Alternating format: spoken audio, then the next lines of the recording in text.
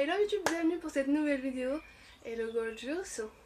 Alors aujourd'hui en fait je reviens avec un book haul. Alors c'était pas prévu du tout, mais une brocante et en fait j'ai eu des livres quoi. Et d'ailleurs j'ai vu que le book haul du mois dernier vous avez extrêmement plu, donc c'est là. Bah, merci beaucoup pour les 128, 130 vues, parce que je crois que ça va encore augmenter, mais franchement c'est oufissime. Ah, je me suis bien éclaté la main. Alors, en fait pour ceux qui savent pas, voilà, je me suis bien éclaté la main. Ouais, ça fait... Ah non, regardez, je gonfle. Ouais, je gonfle comparé à là. Ça y est, je gonfle. Alors, il y a juste deux livres que j'ai achetés ce mois-ci.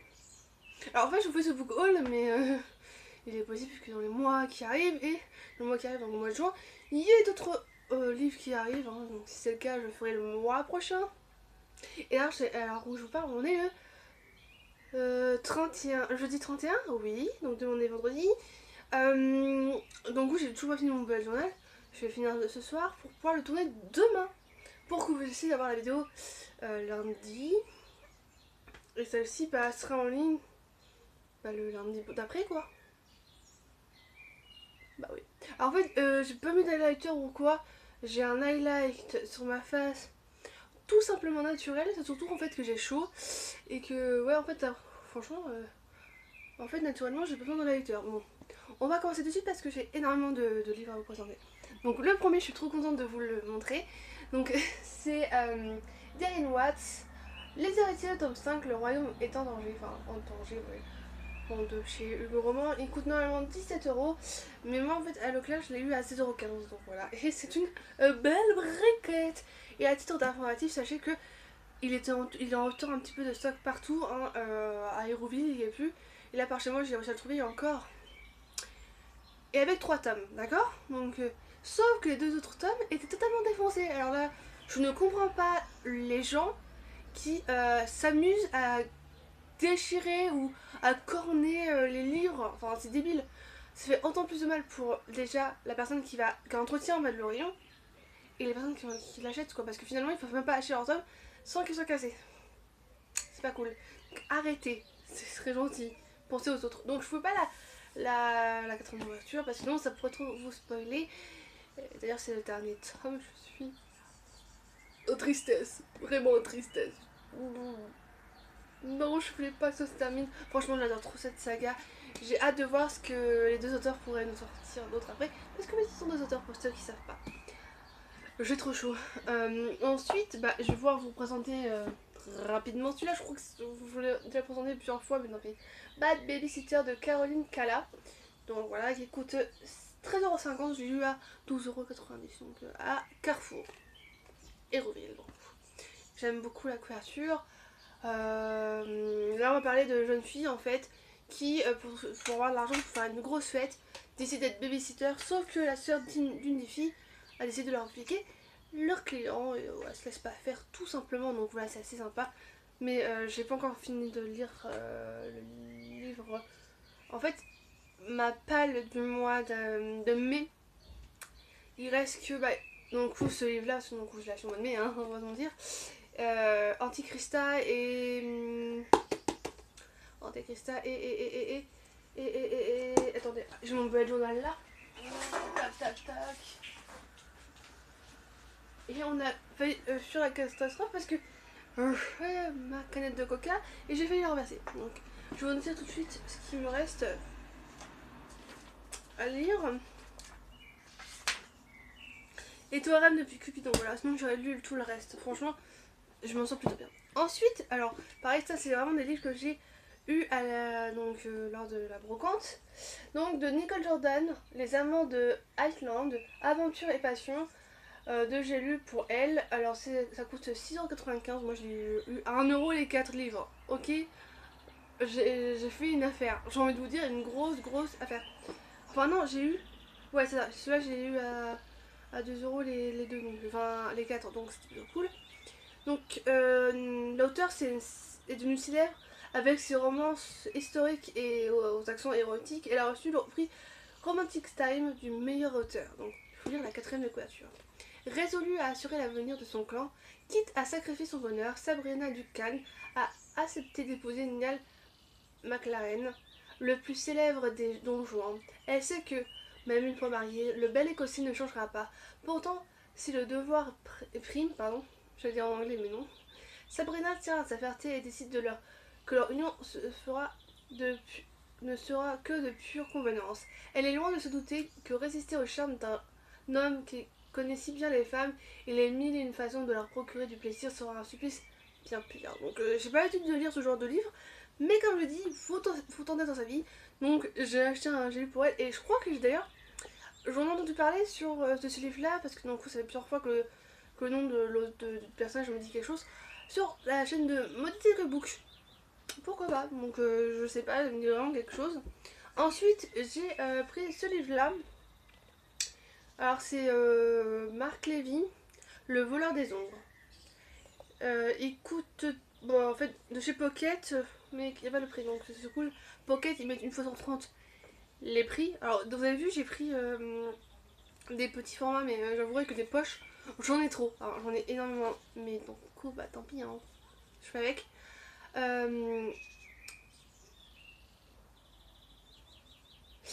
Je sais pas pourquoi j'ai bugué. Enfant, il vole les ombres de ceux qu'il croise, et chacune de ces ombres lui confie un secret. Malgré lui, il entend les rêves, les espoirs et les chagrins de ceux qu'il aime. Que faire de cet étrange pouvoir? Quelques années plus tard, le voleur d'ombres, entre guillemets, est devenu étudiant en médecine. Est-il encore capable de deviner ce qui pourrait rendre heureux ses proches, comme Sophie, avec laquelle il étudie la médecine, ou Luc, son meilleur ami, qui voudrait changer de vie? Et lui, sait-il où le bonheur l'attend? Amour d'une mère, inoubliable premier amour, amour qui s'achève, amitié longue comme la vie, le voleur d'ombre est une histoire d'amour au pluriel. Donc moi, en fait, j'ai même pas... En fait, là, c'est vraiment que je lis la quatrième de couverture et en fait, on a encore plus envie. Donc, du coup, bah, je vais tenter et puis je pense que je vous en parlerai peut-être. D'ailleurs, je sais qu'on m'a réclamé des updates lecture, mais pour que je fasse une vidéo que j'ai pas pu faire ce mois-ci, donc encore là où je parle, je suis encore en mois de mai, mais j'ai pas eu le temps en fait. J'ai eu une coupure internet, voilà. J'avais plus de réseau, plus internet, donc j'ai pas pu vous la sortir. J'ai même pas pu la filmer moi-même d'ailleurs. Non, des éditions, toujours comme ceci, pardon. Poche, non pas poche, pocket. Par contre, le fond, plus ça va pas. Hein. Entre moi qui est chaud et la luminosité qui est bizarre, on n'y arrive plus. Hein. Donc c'est Danès Bouquet. J'ai poussé un con l'histoire de presque, voilà, de toutes les femmes. J'ai rigolé quand j'ai vu le nom du livre et ma mère aussi, donc je me dis non mais attends, faut trop que je lise. J'ai poussé un con est une histoire d'amour acidulé qui commence par un coup de foudre à Saint-Tropez, comme tout idylle qui se respecte, le ciel, la mer, les oursins, le pastis.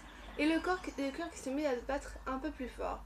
Et qu'importe le lendemain qui déchante, Pépita a trouvé l'osaura. Son Roméo est un homme. Eh, j'ai dit pas de message quand je tourne. Merci. J'en ai marre, ça fait très longtemps. J'étais contente. Mais non. Un homme, un vrai. Un irréductible macho. Un con. Selon voilà, son con, elle l'aime. Pas question de le quitter. Le compliquer, entre guillemets, à la rigueur. Mais quand on veut changer l'autre, le pire n'est-il pas d'y arriver?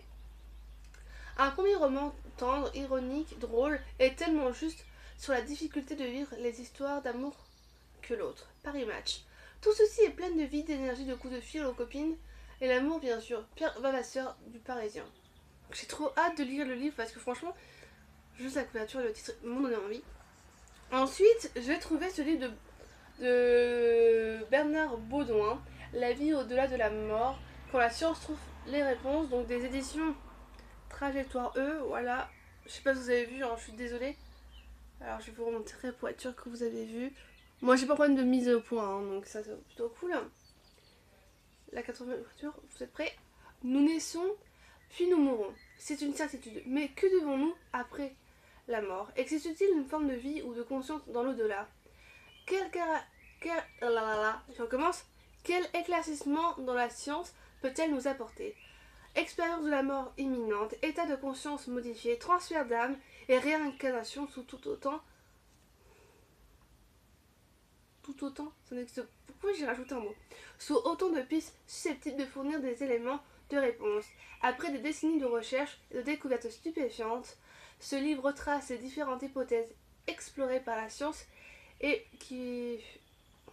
Ok, merci le soleil. Et fait le point sur l'avancée des chercheurs, ainsi que les nouvelles interrogations sur que leurs travaux suscitent. Avec ce livre, Bernard Baudouin mène une réflexion approfondie sur la vie, de la mort et de la conscience. Il présente ce qui pourrait être la plus fascinante révolution scientifique du monde moderne, la confirmation que la mort n'est pas la fin de la vie, qu'il existe bien au-delà des limites du corps physique d'autres dimensions que celles appréhendées par nos cinq sens. Oula, super la lune, super, je comprends pas. Donc ça rajoute un décor, vous voyez. Donc Bernard Baudouin, il travaille depuis de longues années sur des mouvements de pensée. Il a écrit de nombreux articles et ouvrages concernant la spiritualité et la religion. Il est également l'auteur pour ne plus avoir peur de la mort dévoilée, expérience de mort imminente. Sauf que j'ai remarqué qu'il y avait d'autres livres ici. Donc je pense tous me les acheter parce que franchement, je veux trop découvrir, je veux trop lire ce qu'il a à dire. Enfin, ce qu'ils ont à dire parce que dans le coup c'est pas la même personne. Mais ouais, j'ai envie de trop découvrir. Mais je pense que la science à l'épreuve du paranormal sera le premier que j'achèterai. Ensuite, j'ai pris Éric Bession, Entretien avec Claude Askolovitch, qui connaît Madame Royale, de chez Gratier, Cassette. Alors en fait, j'avouerais que quand j'ai vu la question, j'ai dit oh putain, encore un casse-couille qui nous dit que Madame Royale n'aurait pas dû être. Enfin, c'est à l'époque où elle aurait dû être représentatielle, tu vois, qu'elle aurait jamais dû se présenter ou quoi, donc bon. Je vais le lire, mais je sais pas si je vais vraiment aimer. Franchement, je sais pas vraiment, donc je vous lis pas la quatrième couverture parce que ça n'a aucun intérêt pour ce livre-là. Mais je pense que je vous en reparlerai, mais d'office en fait, quand j'ai lu la quatrième couverture, ça m'a fait peur. Parce que d'un coup, je l'avais pas lu avant. Donc je sais pas. Je sais pas si franchement je vais aimer. Et j'ai vu, putain, mais les gens, j'ai acheté dans une brocante, mais encore un sauvage. Les gens, quand vous faites des trucs comme ça là, c'est pas bien. On dirait des sauvages. Donc ensuite, j'ai acheté Diderot, supplément du voyage de Bougainville. Alors j'ai même pas lu Bougainville de base, donc le voyage de Bougainville, mais j'ai acheté le supplément. Applaudissez-moi, il m'applaudit, je suis trop forte. Bravo, oui, bravo Valérie, qu'est-ce que c'était stupide. Bon, c'est pas grave. Je pense qu'on peut le lire sans avoir voulu voyage à Bougainville, mais c'est complètement con, hein. Je m'en suis rendu compte après quoi. Je voulais tellement. Je sais pas, le livre m'a tellement interpellé que j'ai voulu acheter donc. Par d'inquiétude Diderot, si je sais que t'es en train de te retourner dans ta tombe. Voilà, acheté une deuxième fois ou une troisième fois, j'en sais rien. T'inquiète pas, je vais acheter ton livre, ouais, j'ai un Bourgainville. Je vais, voilà, te faire honneur et lire le premier avant le deuxième. Enfin, je pense que je vais lire d'abord celui-là après le deuxième. Enfin, le premier, tu vois. C'était pas logique, bon, bref. Enfin, non, c'est pas on est, bravo Valérie, tu as des mots. Bonsoir. C'est en 1772, un an après la parution du voyage autour du monde, du baron de Bourgainville. Ah, autour du monde. Non, je déconne. J'ai mon cerveau qui est bugué, mais c'est bon, j'ai compris. Que l'auteur Jacques le Fataliste imagine de lui donner ce supplément, entre guillemets. Sous la forme d'un dialogue plaisant et malicieux non dépourvu d'audace philosophique, on évoque notamment l'aumônier de l'expédition invité par le tahitien Orohou, son hôte, à choisir entre sa femme et ses trois filles, celle avec qui il lui plaira de passer la nuit. S'ensuit un vif échange où l'état de nature et la liberté des mœurs triomphent aisément dans nos conventions. L'affirmation des droits de la raison, de la passion et de la connaissance et des découvertes, la hardiesse et les hypothèses philosophiques et morales de l'écrivain font de ce dialogue l'étincelant et allègre un des sommets de la littérature et de la pensée des Lumières. Preste attention et note de Paul-Édouard Levaillet. Donc en gros, il y a des notes et tout quoi. En gros, c'est tellement petit qu'ils ont dit on va rajouter un truc, on va rajouter des notes et une présentation. Comme ça fait un petit livre. Mais bon, pourquoi pas hein. On arrive sur la fin. Je vous dis, on arrive sur la fin. Et plus ça va, plus la luminosité, c'est plus quoi faire. Et moi par contre, mon visage, j'ai chaud et j'ai l'impression d'avoir le visage gras. Et d'ailleurs, j'ai fini mon soin, mais ma tâche est toujours là sur mon nez. Pas ma tâche. Pas du tout d'ailleurs. Alors, j'ai acheté un grand livre sur la foire au grenier. Il m'a coûté 2€. À la base, il coûte 16,50€. Donc, c'est l'édition Seuil. Je le trouve magnifique ce livre. Il est d'une beauté, mais regardez-moi cette beauté. L'amour au-delà de la mort de Carré Santos. Alors à chaque fois j'ai envie de l'appeler de Santos. Je sais pas comprendre, je sais pas. Me jugez pas, la quatrième de couverture est d'une beauté. Oh, c'est trop beau, j'adore le cœur là comme ça, il est trop beau. D'ailleurs c'est... Voilà. Mais il est nickel le livre en plus, c'est pire. Donc voilà, je suis très contente et je vais lire la quatrième de couverture tout de suite. Belle a tout pour être heureuse. Un petit ami, Ismaël, une meilleure amie, Amanda et ses parents unis. Mais tout bascule. En rentrant chez elle, un matin, tout lui semble inhabituel. Sa chambre est bien rangée, son chien grogne après elle. Sa mère est encore au lit. Belle ne reconnaît pas ses proches. Devenus des étrangers, elle n'a aucune idée de ce qui s'est passé mais veut tout mettre en œuvre pour le découvrir, au risque de perdre Ismaël, l'amour de sa vie, pour toujours. Donc j'ai trop hâte de le lire, franchement. Non mais dites-moi en commentaire si vous trouvez la couverture trop belle. Allez, moi je veux savoir si vous la trouvez trop belle parce que moi je suis d'amour. Mais d'amour. Et on arrive au dernier livre que j'ai emprunté la boîte à livres en fait. C'est un pavé, hein. Concrètement c'est un pavé. Mais c'est de Stéphane Bourgeois. Le livre noir des serial killers de chez Grasset. Et il coûte 24 € dans le commerce. Donc voilà. J'ai tué mes victimes pour les garder auprès de moi car je ne voulais pas rester seule. J'avais alors un sentiment intense de la fragilité de la vie.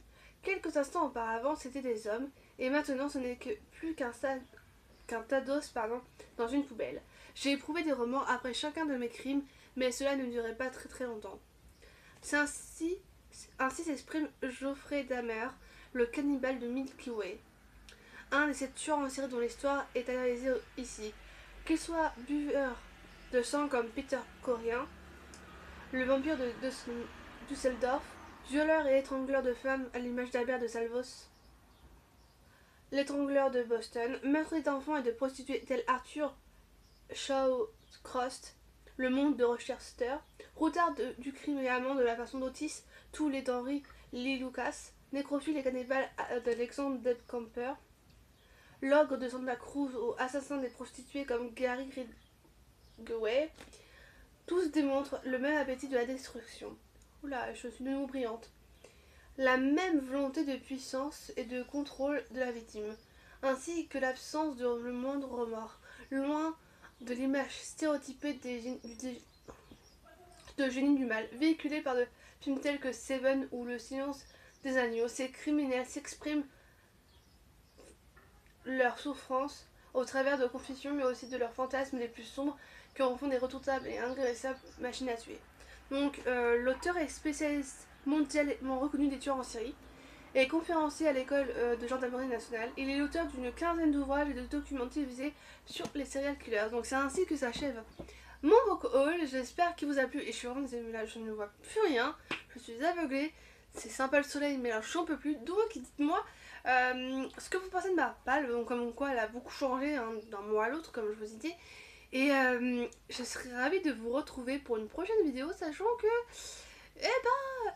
il y aura... Enfin, ça va être sympa ce mois-ci je pense.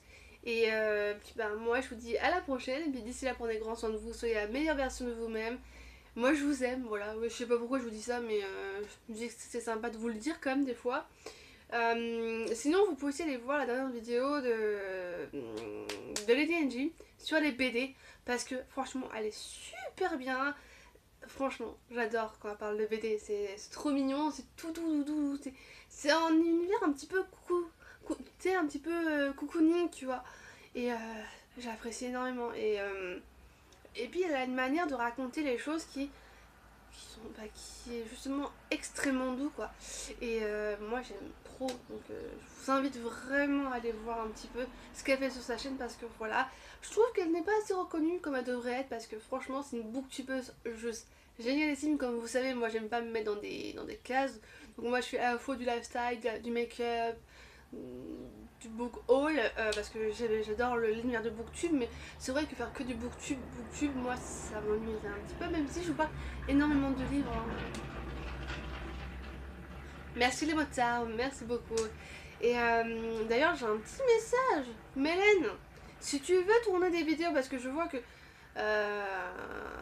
ton envie est revenue. Tu sais, je suis chez moi le samedi, hein. Si tu veux tourner, ne serait-ce que une vidéo au défi con, hein, tu peux, il n'y a aucun problème. Il faudra juste que tu me le dises. Voilà. Parce que bon, il pourrait arriver que des amis que je sois prise, mais si t'as vraiment envie, fais-moi passer le message et ok, pas de soucis, on se prévoit ça et on se trouve des défis cons et on les fait, voilà. Je me dis que ça peut être sympa et donc bah on se retrouve. D'ailleurs, elle sortira quand cette vidéo? Ah oui, cette vidéo sortira le deuxième lundi du mois, donc voilà. Bon bah je vous dis à la prochaine.